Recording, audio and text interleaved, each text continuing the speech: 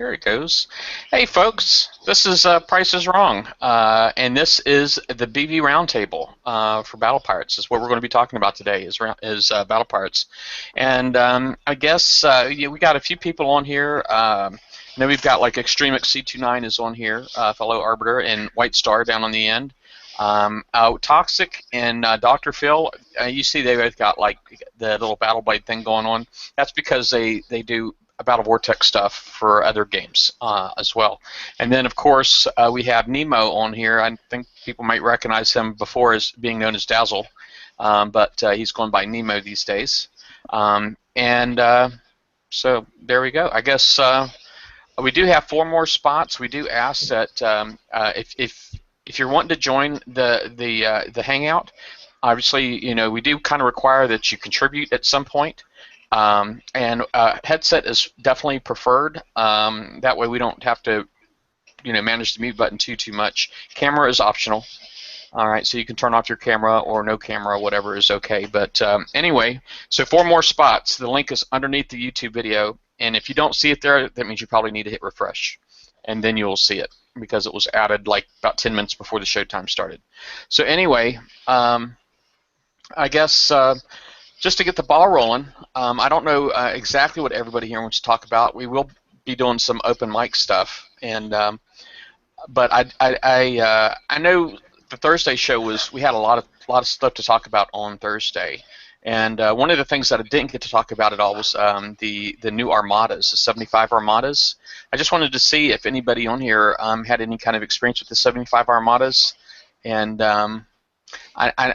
and just what you thought about them in general. I mean, what kind of repair issues or what repair times are you having to deal with? Are you just not doing them at all, or? I got one word. Ouch. Yeah, painful. I went in with subs and sank them straight away. Didn't even get one shot off, and we're using Styx torpedoes on mine as well. So even they outranged me.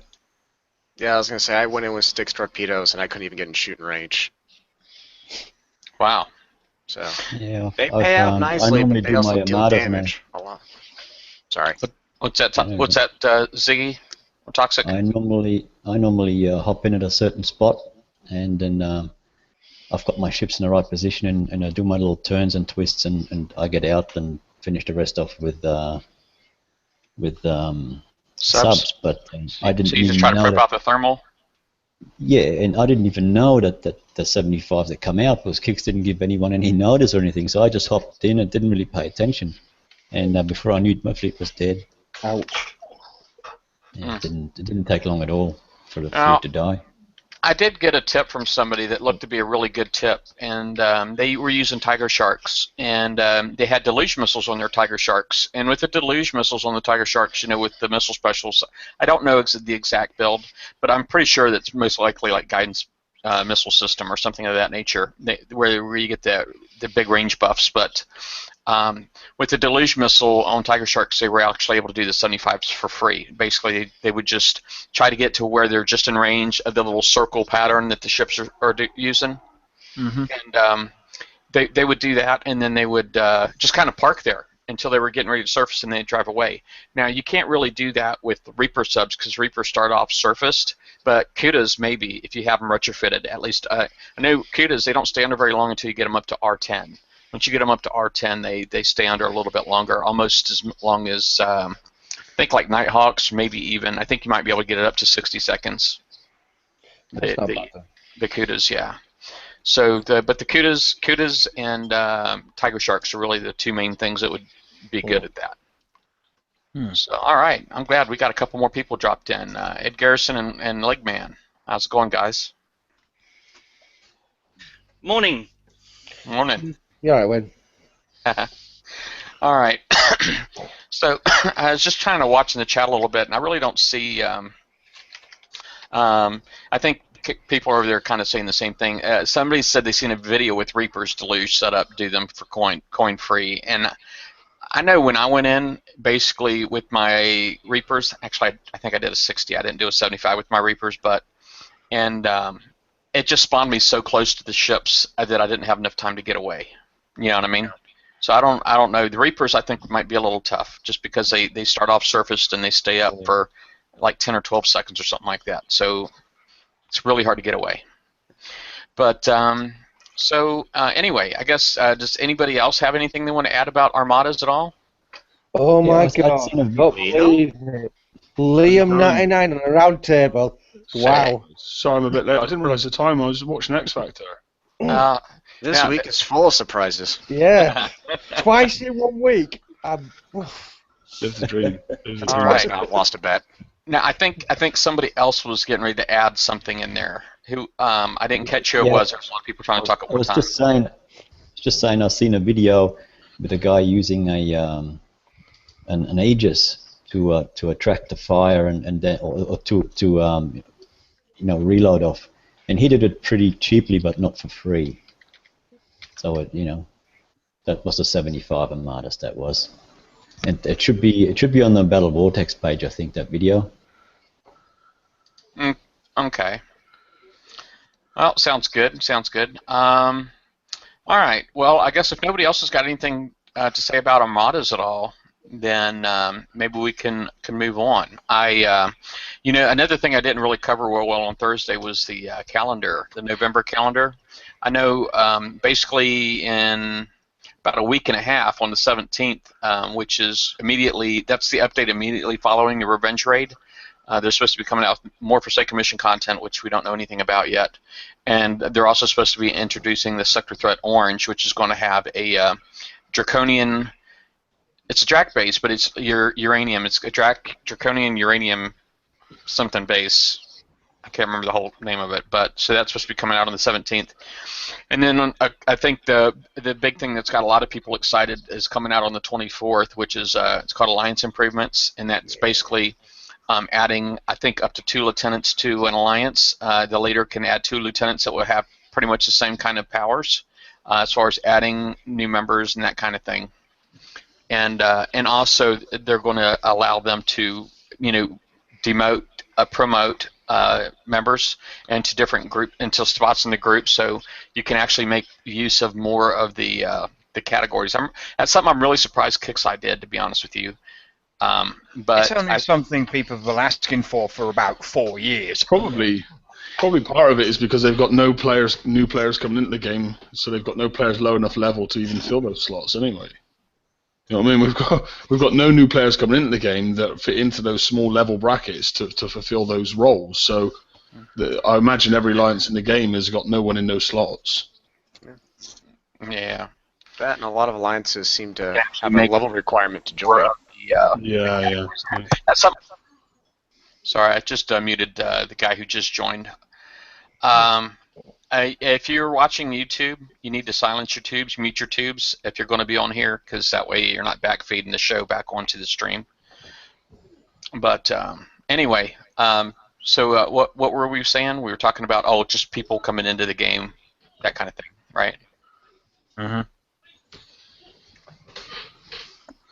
Well, lower players just aren't encouraged. I mean, it's almost up to the medium and high level players to keep the lower level players interested, and when they see a high level player and what they have to do, they're almost discouraged, because they go from, man, my build was 2 days, this guy's build is 30 days. Yeah, how is that supposed to keep people interested? Because they see the success that we've enjoyed, and it's discouraging. It's very discouraging. It's not something anybody wants to commit that kind of time to when they're convinced the game's on the circle in the drain. Yeah, and also, I mean, I don't see. I mean, I just think that if I was a new player coming into this game now, and I started to play Battle Pirates, and I thought, wow, this is great fun, and then I'd hit level 40 and realise the cost involved, and then I would just walk away. That would be it. I would just remove myself from the game. So, and I think that's probably exactly where the game is. That's our biggest problem, is not getting any new blood into the game. And to add to what Liam just said, also, how many people here, honestly, would promote and invite new players to play? How many would actually encourage people to join and playing I would nowadays. do completely the opposite at this point in time. I would tell people to stay the hell away from this game. Well, I think most players are trying to fight the urge of quitting themselves, let alone asking anyone else to play. You know. And I think that's added what you just said, Liam, about the problem with the new players coming in and not being able to do it. They need to do something, and I don't know the exact answer. I possibly could suggest it, but they need to do something to make it so like new players come in and get, I don't know, a few gold, or new players come in and get something to help them out, because otherwise no one's going to suggest players join BP. They used to do that, actually. The key is in the build times and repair times. I mean, we've brought it up many times on this show now, is the idea of retroactive holes. You know, I mean, the fact that you can win a low-end tech hole like an MCX at level 40, but it would still take 20 days to build a hole. You know, so you're looking at a 100-day build. Oh. You know, if there was some kind of way of making that lower tech faster to build, then it would probably do wonders for those up-and-coming players and give us quite a steady sort of balance and lean up towards the end game player. But unfortunately, you turn level 40, you're slammed with end game content and ridiculous long build times, and the same build times that a level 90 faces, and that's a problem, I think. Yeah. And they used to offer gold to new players. I don't know if they still do that. It was like, No. But it doesn't have to be gold. It could be they could even offer, you know, like some of the low-end tech straight up or easier to get. Mm. Well, I think, you know, some of it is easy to get. I remember when Kixeye when they launched the game on a different I can't remember which it was a new gaming website, and they launched the game on it. They launched it on Armour Games and they launched it on Congregate. On Armour. When they launched it on Armour, I actually jumped into Armour Games and started a new base, and I was amazed at how easy resources were. Like the campaigns for lower levels, those first 4 campaigns, you could just go in and out of the first one on a few of them and literally just farm resources and build yourself up so quickly. Like I had Leviathans like in the first 4 days, and you know, and it was unreal. But the problem is, like, that old tech is just rubbish, and like I say, when you hit that 40 cap, you're kind of the game is just all or nothing, and there's no. I think the lower end game is pretty good. The end game is terrible, but the middle game there's no middle ground. The middle game's terrible too. The middle game's the same as the end game, and that's where it needs to be changed. Just between that level 20 to level 80 kind of bracket is where it needs looked at, I think. Exactly, and like you said, the who wants to spend all that time building a boat that's already obsolete like an MCX? Some of that tech could be put into our new higher level research labs that we're able to get at lower levels now. I mean, researching some of the stuff that's draconian, even battle cruisers and things like that, would be possible at this point since we moved on. A draconian research lab would be amazing. Yeah, I agree. I mean, I know that's something Price is always quite keen on hammering down Kixeye's throat, is the fact that, you know, why do we not see any new tech in research labs? You know, we should, instead of seeing 4 new items in a month in the weekly content, and 3 new items in a raid and 2 in a FAT, I mean, why not throw a few of those items into a research lab and say, hey, research them? You know, even the Forsaken Tech ones, why not just say, hey, get your lab to level 12 and research it? Because we've got all these upgrades now for these labs, and there's not really any point of upgrading them. You know, if we did have more researchable tech, I mean, mercenary fleets might actually still be useful. That's all I'm saying. Mm-hmm. Mm-hmm. Yeah, level appropriate technology, level appropriate crews, level appropriate things. You know, higher levels don't need some of the stuff that the lower levels do, and the lower levels don't need a lot of the stuff the higher levels do. I mean, how do you entice somebody to play when you tell them, well, once you get past level 40, your ship's going to take a month to build? That doesn't make any sense to me. Just like if they could add ship designer to your shipyard while you're building your ship, why couldn't they put a refit tab in there? That would make more sense to me. Or being refitting instead of throwing it away and starting over again. Maybe a level 1 tech moving to a level 2 tech be the difference of the two. You know, level 1 takes 5 hours, level 2 takes 10 hours. Why not 5 hours for the first level, say 6 hours for the second level, instead of throwing it away and starting over? Yeah. Some of the progression in the game too is just way out of whack. If your defense platforms in your base, if you're going from a level 3 to a 4, it takes like 3 hours. But when you're ready to go from a 4 to a 5, we're up to 10 days. That's weird. Exactly. I was just going to say, I mean, look at the new, I was looking at the new levels for res collectors. 12 days for a res collector to go up another level? Who wants to set that build on? I mean, I don't you even got have how res many res collectors. collectors? Oh, yeah, res collectors. A lot of people gave up a long time ago. But, I mean, 12, you go 1 day, and then 1 day 2 hours, and 1 day 4 hours. Then all of a sudden it's 12. Really? Mm-hmm.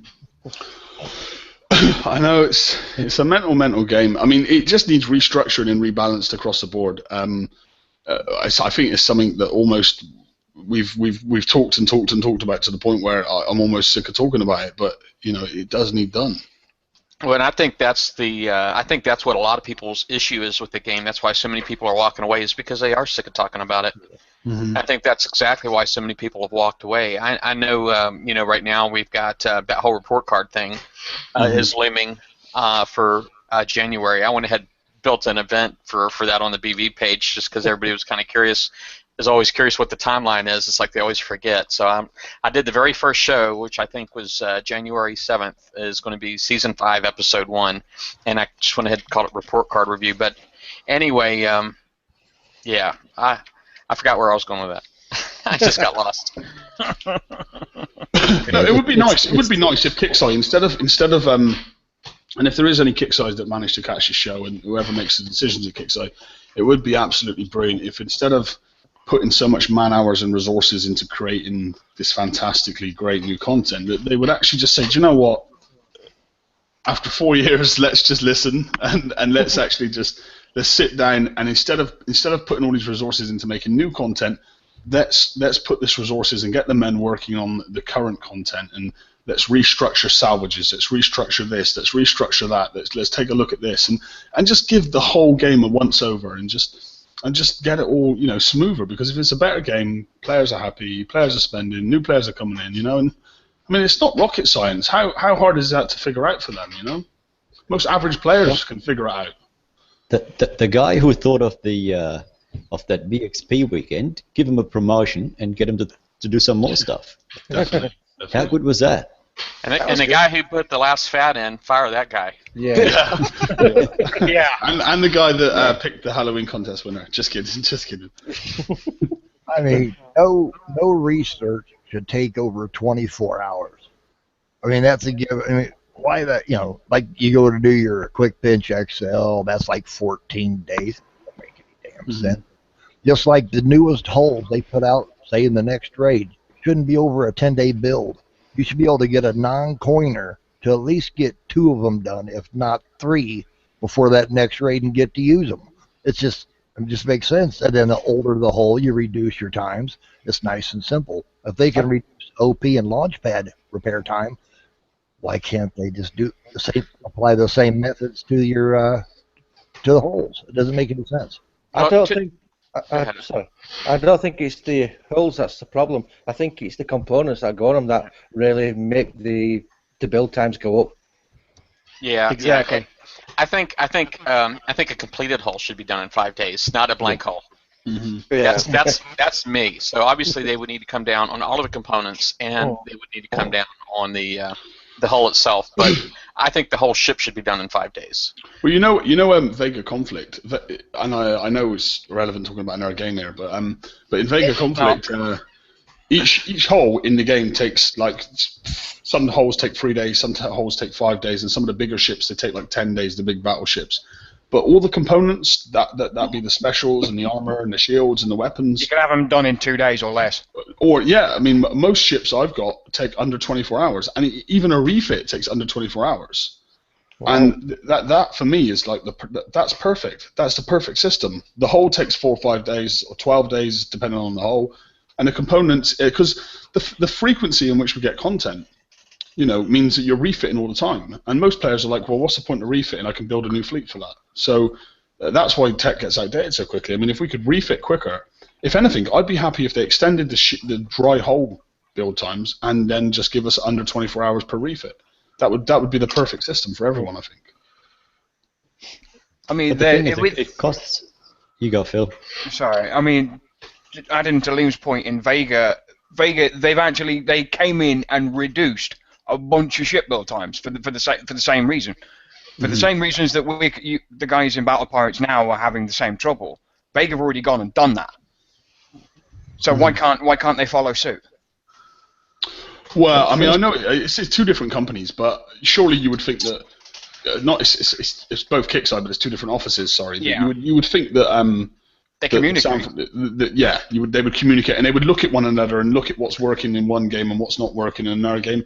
I mean, it doesn't take anyone with any kind of much more than common sense to realise that the BP system isn't right. To name drop, I think it's the former lead of Battle Pirates, Paul Priest, is now the lead for Vega Conflict. So it's the same guy doing two different things. Or it's one guy gone to the other, I don't know. He's probably gone into screw up Vega Conflict now. But well, yeah. I mean, I haven't logged into Vega in a while, but you know, it's, I kind of almost felt that Vega was starting to go down the BP road. Yeah, it has. But let's go back onto topic. Yeah, sorry. So anyway, this week on Vega Talk Live. Well, are we cancelling that show as well? Right. All right. Sorry, I know they came close. I know. I think Urf is the only one left on that. He is the only one left. Poor guy. Well, all right. So I know we kind of started off talking about. I know we did finish the 75 Armadas, didn't we? And then we moved into the. You started talking about alliances somehow or another. We veered and got to where we were, but I guess Revenge Raid. Did anybody on here have anything they wanted to say about Revenge Raid? Whether it be, I know I did 2 previews. I did one that was had the targets on there that we would be hitting, and I also did a preview that, and Liam was on that one too, where we actually got to play around with the new ship. Now, granted, it wasn't the final version of the new ship, but Jeff, I didn't see your first the first stream. What would you like to talk about the targets a little? Yeah, the drag targets. Well, I can. Now, basically, they're called they were called Draconian Convoys, is what they were called. Okay. Now, there's going to be 2 different Scourge targets available during the Revenge Raid event too. So there's going to be a Scourge boss target, and then there's going to be the Scourge Vanguard. So there's going to be 2 different Scourge targets, which I don't know anything about. Now, Vanguards, I've done with Vanguards, but as far as this new Scourge boss target, I'm not familiar with it at all. But as far as the Drac Convoys, basically, what it is supposed to be a whole lot of like modern Drac warships, covering for a bunch of small Drac convoy or cargo ships, I guess you'd call them. But these cargo ships, so their job is to protect these cargo ships, and I guess those cargo ships, initially when it was first explained, it sounded as though if you managed to get those cargo ships, the encounter would be over. Okay, but during the preview server, it was explained that those were actually bonus points, and even if they went off the map, so if you peaked any targets, that would set the whole thing in motion, and those little convoy ships would just keep going. So if you jumped back out and then went back in, they'd be gone. Okay, so you'd still have to fight all the warships. But the warships were the main points, and the cargo ships were supposed to be like bonus points. And you know, I don't know if what the final look is going to be when they do come out. I mean, it'd be nice if if there was a little bit more incentive to go after the bonus point ships. Some of them are easy to get to, some of them are not. But generally, it seems like if you're chasing them, it's basically a way to get you to kill your whole fleet quick. When that's really not the smart thing to do. The smart thing, to me, especially the Tartar targets, the 60s and the 80s, would be to just be smart and just completely ignore those bonus ships. Mm-hmm. That's what it seemed like to me. Well, that was me getting excited, thinking I was going to be hitting level 6 and 7 cargoes on the map. No, yeah, it's like the first Revenge Raid, it was a joke. But, yeah. Well, I think the question is, Liam, I've seen Price hit I think it was higher tier ones, and the boats in there were like freckles. It was just the whole blue was covered in fleets. It's really? not like 1 or 2. There was like heaps of them. Yeah, they were pretty busy. Mm-hmm. Well, for a test server, I mean, it's irrelevant how easy or hard they were when you don't know the payout. So them asking you what you thought of it is kind of irrelevant too, because you could say, "Oh, it's really easy," and then they ramp it up and give you no points, and then it's really nobody's raid. Yeah. Yeah, and that was one thing that did kind of suck from that preview, is that we didn't get any kind of ideas what the reward was going to be for each of the targets and whether we thought it was worth it or not. Oh. You know, so we didn't get to do any of that. So I didn't get to see a prize list or anything. So. Well, it sounds interesting for sure. I'm kind of glad that it's going to be hitting some draconians from the sounds of it, and not just Scourge, because I don't like Scourge. Yeah. All right. Well, now as far as the prizes, I know we did. There was the heavy cruiser. Then there was the scatter gun. It's called the D81H, which was the heavy, and there's the D81M, which is the standard, I guess, weapon, scatter gun weapon. Now, granted, we didn't get any kind of follow numbers on those, but I know that they can fire. I mean, if you have a compound slot, is basically what's required to hold scatter guns. I think that's going to be the same way with these D81s. Well, the heavy obviously has got to be in a heavy slot. So, but then there's the standard. I know on the heavy cruiser, all of the slots could support all standard weapons as well as torpedoes. But they only had 3 slots that could support heavies. Now, I'm just pretty sure that's what's going to, be when it comes out. The only thing downside for me about this particular hull is obviously the repair time. Repair time is really about what armor you put on there, right? Because you're trying to recover 1 armor point per second. So really, the more armor you put on there, the longer it's going to take to repair when it's fully dead. The less armor you put on there, the quicker it's going to repair. So really, the objective is to avoid as much damage as possible, right? With like evade, and that was my strategy. I went all evade armor D5E on all the slots to try to avoid as much damage as I could. Yeah, I mean, I had a second thought as well after Thursday's show as well, that the new armors that have got lower repair times, and I was thinking, like, because the hull itself, or at least the hull in the test server, had 50% resistances across the board, you could probably run some of those armors, and bring the repair time down quite significantly. Because the hull was invincible as is, so I mean, you could almost skip a bit of evade, bring the evade up on the specials, and run some of that new armor, so you're getting a much cheaper repair time. True, but I was going to say the same. That's the problem. I don't think it is. I think they'll bring them stats way down before they release it. Well, one thing I don't know if I'm allowed to say. Am I allowed to say stuff I put in the feedback, Jeff? Yeah, I would think you'd be okay to say stuff. I mean, one thing I said in the feedback I gave them was that I felt the hull was way overpowered, and that the fact that it had 50% resistances across the board was the problem, and that they should at least give it a weakness. Like drop one down to 20 or drop one down to 10, and at least give that hull, although it did seem quite weak to enforcers, at least give it some kind of weakness. So at least there was a fighting chance of building something to counter it perfectly. I actually suggested ballistic, but Well, didn't they say they were going to lower build times, and this one looks longer? Well, it's again, like we were just finished saying, it's a 5-day build time on the hull. At least it was on the preview server. That doesn't mean that's what it's going to be when it comes out, but it's mainly the components is the issue.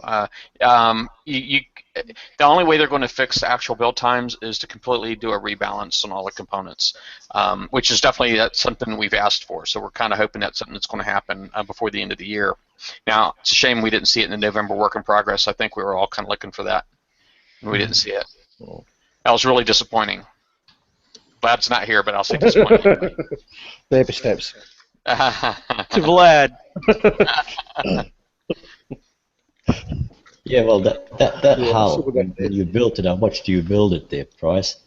And I would have put a few other things on it, and I'm sure that the way I saw it was that mine would have come to way over 30 days for one complete ship. Yeah, going back, I mean, I've gotten tons of advice, man. I've gotten so many people ion thrusters. It's the most I've heard anybody say ion thrusters, and in probably like the last 2 or 3 years, I've never heard the word ion thrusters so much. But I've had a lot of people, and then there was the turn armor too. I had people recommended the turn armor because the turn speed on that thing was so bad. But obviously, the one area that I really did screw up, obviously, on my build on the preview, was putting that torpedo. I think that was the worst mistake that I made in that particular build. But I did completely overlook the D81M. I didn't even recognize that it was there until the preview server was gone and I was responding to it, answering questions on the survey. So I do kind of wish I had managed to peek at that, and I missed that opportunity. I wasn't trying to give you any advice on it. It's just that my preference on the build would have been different, and it would have come up to a higher number than what yours was. That's all I was trying to say. Oh, it probably was a smarter build too.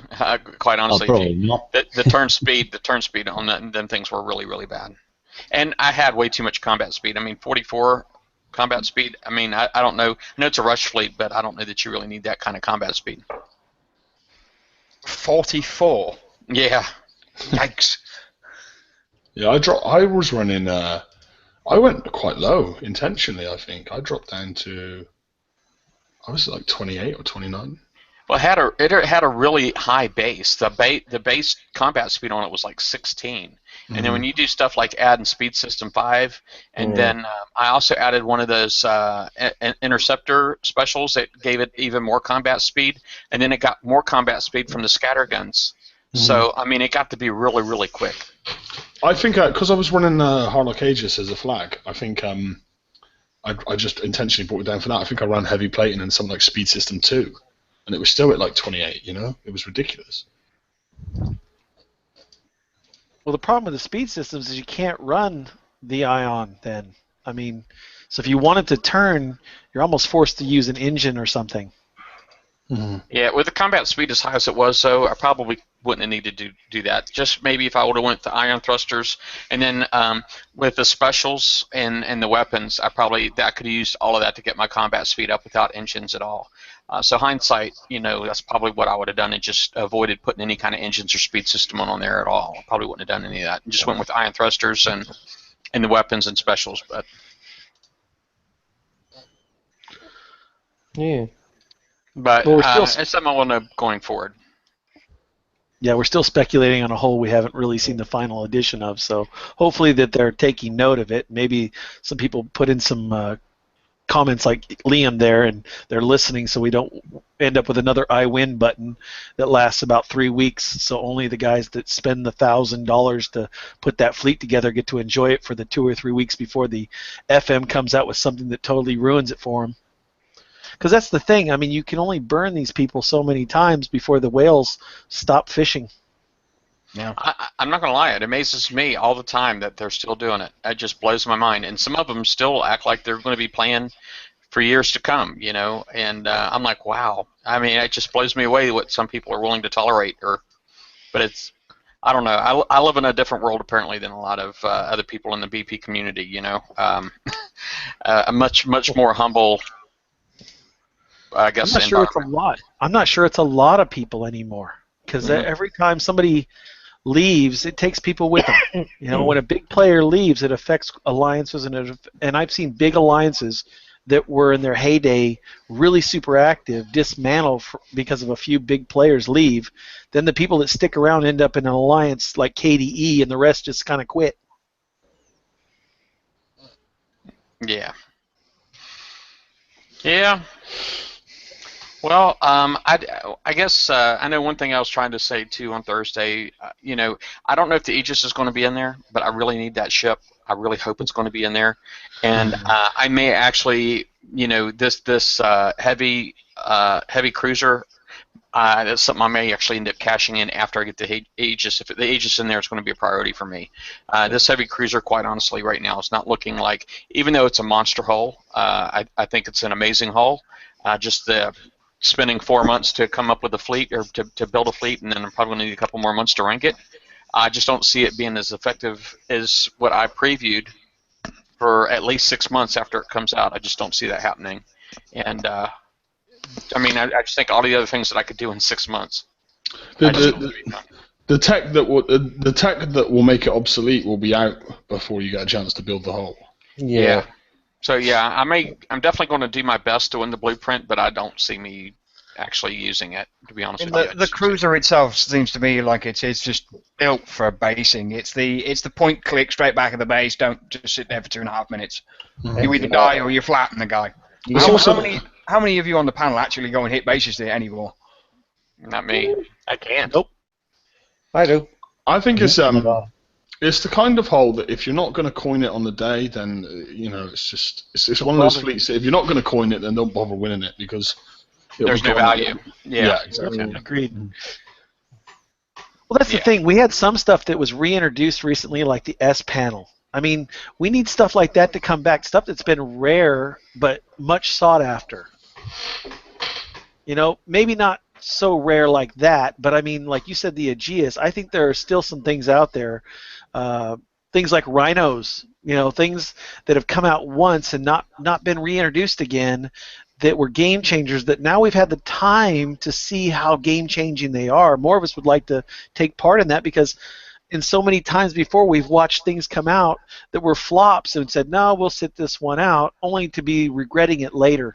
But lots later, after the technology that came about to fix the shortcomings of it were introduced. And they didn't get introduced till after the raid, until after the whole came out. It's just the same old, I mean, everyone will go nuts. They'll work their butts off. They'll win it. They'll coin it on the day, and then Monday kicks out. They'll be like, "Hey, new tech coming out. This fires down scatterguns," and everyone's just gonna, the forums blow up, and it's the same old. Or they've nerfed it. Or they'll introduce something overpowered. Yeah. Yeah, or they'll extend the range of it. They'll put in something like a solid fuel booster for it, so it'll actually be getting a range that'll make it something more than just a baser, and it'll be a do-all everything fleet, like the blades are. I mean, the blades can be put on practically anything and do just about anything with any hull. Arbiters were the same way. There are a few things out there that if you missed them, you are screwed. Coming next week in the Forsaken mission, Solar Fuel Booster 10, and it'll cost you 100 billion points. And I can guarantee you the release notes the week after the raid will be fixing the new scatter missiles and the new hull. I can tell you that now. That's exactly what it's going to be. I've got a little bit of wishful thinking here, but going on what Price said, no, I'm going to try and get the hull. But my main concern is I want more scatterguns, first of all, because I think Tiger with scatterguns is pretty good. But what I'm hoping is I can get the hull, get more scatterguns, start refitting my empty Tiger hulls, and between now and January, January 1st or January 7th, they make a component reduction on build times. Well, aren't there supposed to be new scatterguns coming out that are blueprints rather than limited, that are actually better than the limited now? Yeah. I don't know if they're going to be better. The last version of the D81M that I saw was actually a little bit shorter range, even though it did do more damage, and it even had a building damage buff to it. Boosting combat speed. Yep, combat speed. Yep. Well, I mean, but the thing is, you're talking free range. Now, do you know what annoys me is why even bother? If you're gonna have it have a less range, why bother making it free? Free is the most insignificant range difference in the world. Like, it's not even the distance of one wall square. I don't get that. Make it 70 or just make it 76 and just leave it there. That's another thing I said to them, because I just said, what's the point? Why would you even do that? Why does it even matter that 176 and 173? Because you're going to be putting them together. You know what I mean? Things like that just drive me insane. Maybe I'm weird, but no. I completely get the point. It's like having a packet of cookies and just having one of them broken. That's all it is. It's a little tiny difference. But it's such a small difference that it's almost irrelevant. Exactly. That scattergun will start firing almost the second they hit the 76 range every time. I don't know. I did put that in my feedback as well. Kickstarter is limitless with its lunacy. Agreed. With these heavy guns, wasn't there a raid or two ago a ship or something come out that that used a different weapon that you could only fit on that. Yeah, And that was the we- Neptune, right? And that was the death. There was the Scythe, and then there was the That's Death right, Scythe. yeah. The Death Yeah. Scythe only drops from the Vanguards. So would you be able to fit that on the new hull as well then? Yes. Because it's got a heavy slot. Yeah. It's a heavy slot. Yep. Okay. But the Neptune only had one heavy slot. This has got 3. And these new heavy weapons, so they're what are they? 1K weight. So that's going to be 3K weight on each ship. So you're going to think about that. Do you really need 3 heavy weapons on one ship? Well, I found with Neptunes, taking that heavy weapon off and putting blades on was a smarter idea. Because I mean, that's the difference. The Scythes were missiles, and these are corrosive. So you probably don't want to mix that. Yeah. The Scythe that also had some corrosive in there, if I'm not mistaken, but they were missiles. They were sloppy missiles too. They were really bad. But you also used to have the DNXs that had the normal mortars on, or then you had some people come and put 2 or 3 siege mortars on it. They were heavier, but they did a lot more damage and more. You know. You're going back a bit there with the DNX. Yeah, showing my age, eh? Yeah. Certainly, yeah. Well, I guess open mic. Did anybody on here have any other topics they wanted to go over? I know we still got about 20 minutes, a little less than 20 minutes, but it's open mic. If anybody on here has got anything else that they wanted to discuss, we can do that. We can make time for it. All right. Nobody's jumping up in the front. Nobody's jumping up. Let me look at the chat. Maybe the chat's got something. So look. Yeah, I don't see anything going on over there either. Yeah, the heavy scythe was garbage. I know a lot of people. The death scythe.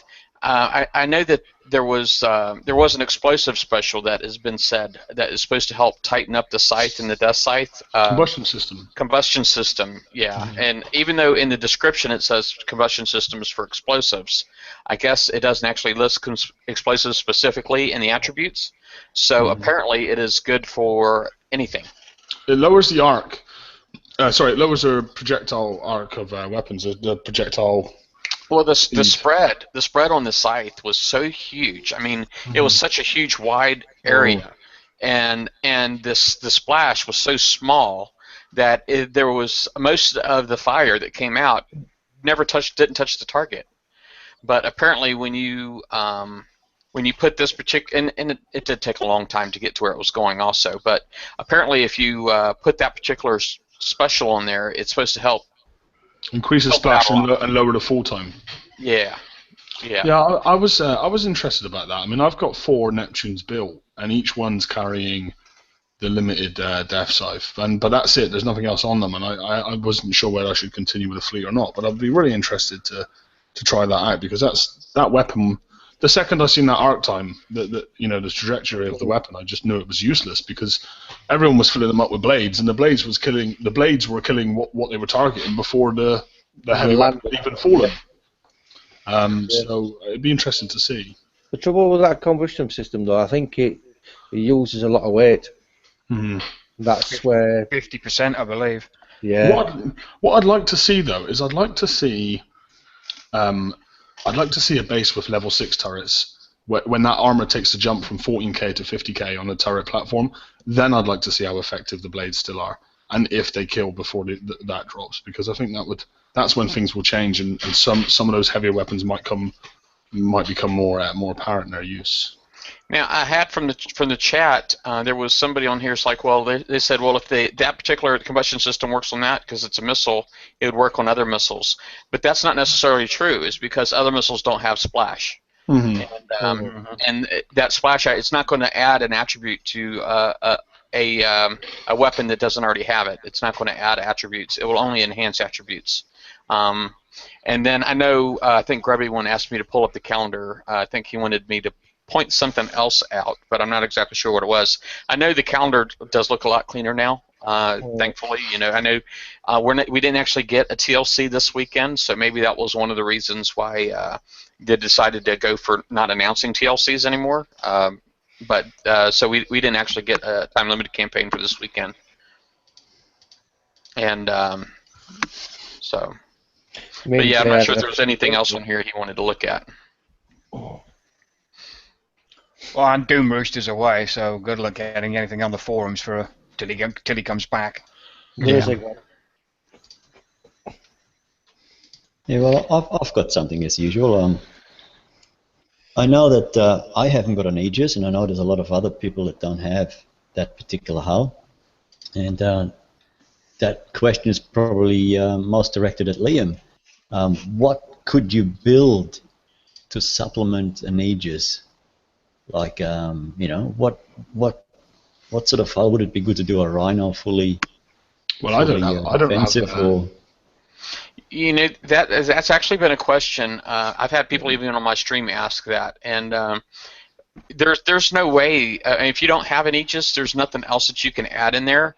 The closest thing is the microwave dampener, and the thing about the microwave dampener, it's a hostile field. That just means that whatever it is that's discharging these munitions needs to be within the field for that damage reduction to take place. It's not going to take place remotely. Okay, so just because your ships, it's not a friendly field, it's not going to do anything to your ships that are inside its range circle. It's a hostile field, so only hostile targets within the range circle is going to be affected, and it's got a range of like 74, 76, something like that.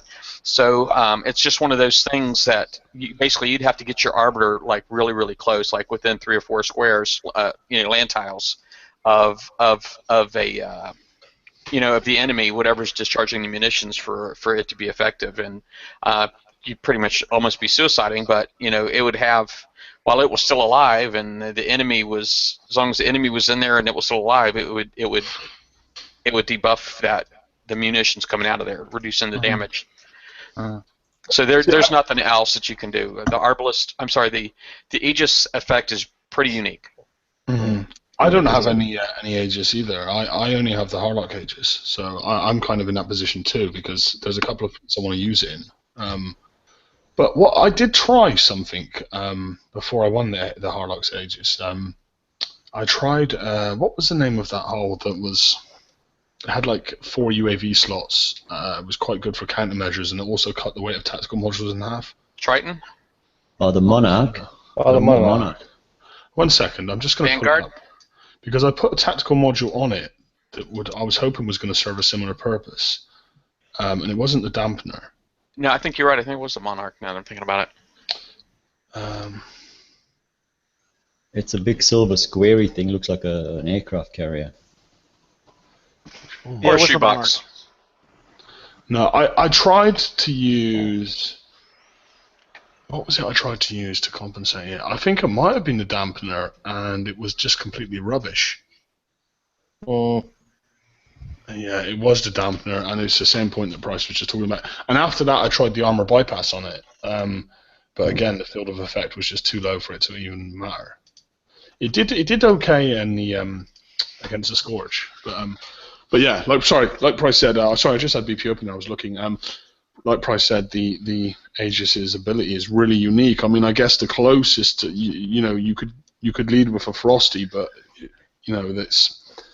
It only it gets affected when people enter its field of effect. It's tactical field. So again, it's very unique. Yeah. See the Aegis. What makes it the field of effect on that? It's not only friendly, but it's also hostile. It's hostile and friendly. It's both. So it has certain friendly effects and it has hostile effects on it as well. So it's very unique. It's the only boat that's, well, I guess the Harlock Aegis is that way, but. Harlock Aegis is one better, isn't it? But the problem with the Harlock Aegis is it's flagship only. Exactly, and that's why I think the Aegis is better, because the Aegis you can slot into just about anywhere you want, Yeah, no, I thought maybe an Avenger, but Price has enlightened me on that. Avengers. I hate those bloody holes. I was so annoyed because I thought it was going to be really good, and I never even bothered to build it. Yeah, the Avenger, just like the Midnight Marauder, it's got the same effect as Midnight Marauder, but the problem with Midnight Marauder is that the more damaged a hull is, the faster it makes it. So basically, it's always trying to run up in the front, and that basically trying to commit suicide, really, and that diminishes the firepower of your fleet. So that's not a good thing. It would be really nice. You know, all the other buffs are nice, but if you could just hold that one part back, the combat speed would be great. And the Avenger is the exact same way. You know, it's basically a Midnight Marauder that you own 24/7, 365. It's just got to be a flagship in your fleet, and all of the other ships in there, as they take damage, they're going to get more combat speed. They're going to get more a damage buff, and they're going to get a damage a resistance buff. But which all of those are awesome. You know, if they could all stay together, but that whole speed thing is what's bad. You've got a ship with that's that constantly Avenger, trying to kill itself. Say again? It's a ship that constantly tries to kill itself. Yeah, well, as it takes damage, yeah, it basically increases its combat speed, and that tries to run in front. It'll try to run in front, so yeah, pretty much. It's just because it's faster, because it's more damage, it makes it faster. So would it be useful in a base though, because nothing is driving in the base? They're all standing still. Yeah, possibly. That would be, yeah. Yeah, possibly, but yeah, you'd want it to definitely last as long as possible. You know, you'd probably want to put it like deep in there, because once it got prepped out, obviously, you know, and it's not like the Avenger the Drax have, right? Because it doesn't have thermal on it. Yeah, it's only got, I think, 2,000 armor, you know, base armor or whatever it is. It's very I think the Drac version's got like 90 thermal on it or something like that. Sort of big thermal. 90 or 95. But all right. Anything else? I can't think of any topics. All right. Well, we don't have to fill up a whole hour. It's not a big deal. So maybe we can just do this. Just I'll go ahead and put it out there for everybody that's in the chat watching right now. We currently have like 95 viewers. It's a pretty good showing, and this is open to anybody in the community. Anybody in the community that wants to join one of these panels and talk to us on a Saturday, whether it be about just anything going on in the game, our Thursday show, you know, whatever. It's there's as long as it's about Battle Pirates, that's really, I think, the only rules that we're talking about Battle Pirates. But you know, feel free to join. We basically put these links out early, and if you've never been on a show, you do get special privilege. Basically, you know, our first priority when we're putting out the link is we make sure we see how many arbiters want to join. Those guys are first. We have some other people that like to contribute. We try to give them second priority, and then new people that's never been on before, it gets a third priority. That's how we kind of run it. And then after that, then we actually post the link public about 10 minutes before the showtime every Saturday. So, and usually we'll put it on our Facebook group page, which is right here, bp.battlevortex.tv, and behind me. If you go to that page and you join the page, then we put events up. Okay, all you got to do is join the event, and if you join the event, then you'll see the link. You'll actually get notified by Facebook that the link just got posted. So that's how that works. Hey, Phantom Menace. All right, but anyway, make sure you guys give me a thumbs up underneath the video. Subscribe. I'd appreciate it very much. And I guess that's that. We see you next weekend or Thursday. So y'all take care. Bye-bye all. Bye-bye. See you later. Bye.